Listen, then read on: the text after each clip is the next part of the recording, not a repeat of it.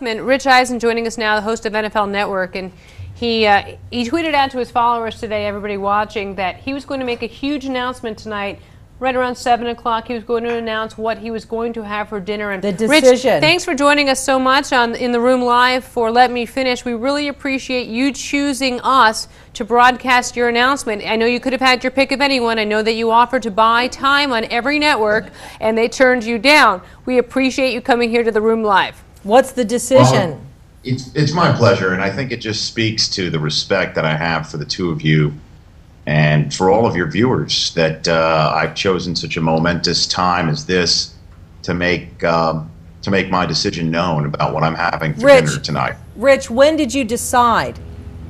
Well, it was basically about 5 minutes ago. And if I as always, I went back and forth. Do I order out?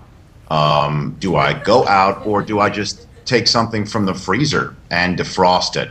Let me ask you, Rich, how many people at this time know what your decision is? Nobody knows right now. Actually, that's not true. There is one person, because I called my mom, and I spoke with her about it, and we talked, and when she told me that she knew what I was going to eat would make me happy, it's when I really just knew that I'd made the right decision on what I'm having for dinner tonight. Rich, what went through your mind when you were deciding what to have for dinner? Well, it really depends on just how hungry I am. And, I last ate around 3. Well, actually, that's not true. I had half of my kids' lasagna for dinner tonight, which sort of takes away a little bit of the thunder of my big announcement. Because all those people out there that were rooting for Italian food must know that I'm not going to have that for dinner tonight. I've already sort of had my fill of Italian, but it's definitely a big decision. And again, I really am appreciative that you ladies found the time on Let Me Finish to do this. And Rich, how concerned were you about this decision and how it would affect all those who are waiting to hear what you did have? And all your fans on Twitter. On Twitter. Yeah, I know. I don't want to disappoint them, but that's why I decided to draw this thing out for at least 5 more minutes before actually making it.